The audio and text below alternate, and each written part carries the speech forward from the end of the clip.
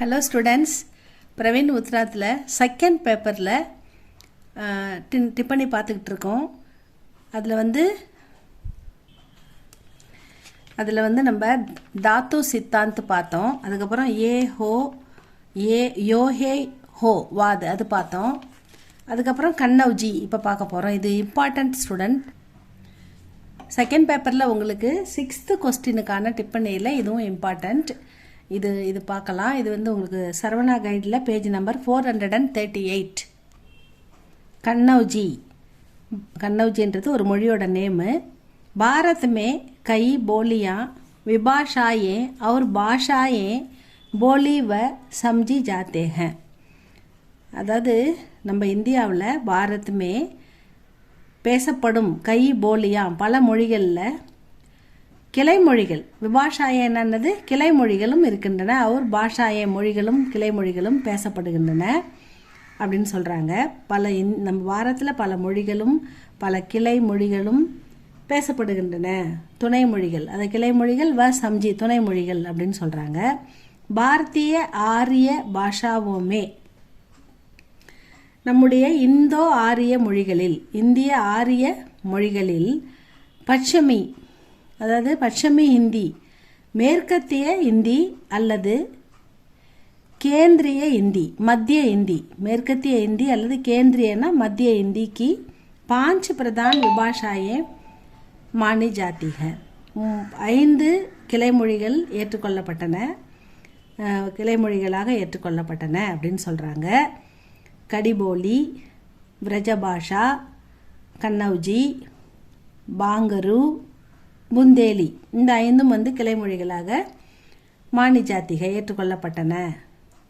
இன் விபாஷாவும் இந்த கிளைமொழிகளில் इन विभाषाओं में कालांतर में काफ़ी परिवर्तन व विकास हुए हैं जिसने उनके स्तर में भी परिवर्तन आया है.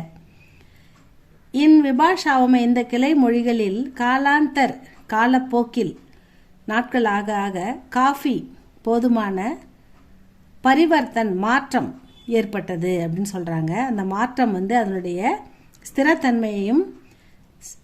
ஸ்திரத்தன்மையிலும் மாற்றம் ஏற்படுத்தியது அப்படின்னு சொல்கிறாங்க.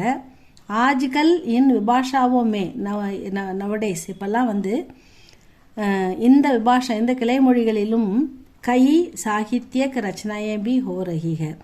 பல இலக்கியங்கள் படைக்கப்பட்டு கொண்டிருக்கின்றன. ஹோ ரஹினா இன்னும் எழுதிக்கிட்டு இருக்காங்க. பல சாகித்ய ரச்சனாய படைப்புகள் பி எழுதப்படுகின்றன. வித்வான்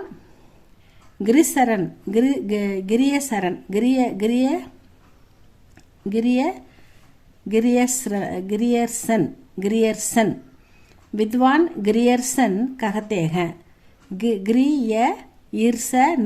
கிரியர்சன் அப்படின்னு படிங்க ஸ்டூடெண்ட்ஸ். மேதை கிரியர்சன் கஹத்தேக அவர் சொல்கிறாரு. ஹி விரஜபாஷா அவர் கன்னௌஜிமே பேசப்படுகின்ற அந்த விரஜபாஷா அந்த லோக்கலில் மக்கள் பேசுகின்ற மொழியிலும் கன்னௌஜியிலும் கோய் விசேஷ் பேது நகிக எந்த பெரிய டிஃப்ரென்ஸ் பேத் எதுவும் இல்லை, அதிக வித்தியாசம் இல்லை.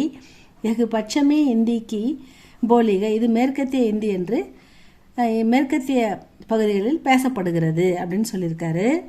யஹ் கன்னௌஜி ஷாஜஹான்பூர்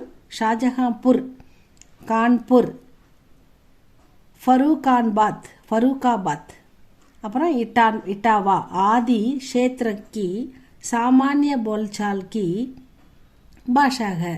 அதாவது இந்த கன்னௌஜின்றது ஷாஜஹான்பூர், கான்பூர், ஃபரூக்காபாத், இட்டாவா ஆதி க்ஷேத்திரம் முதலிய இடங்களில் பொதுவாக பேசப்படுகின்ற மொழி. அதாவது இந்த இடங்களில்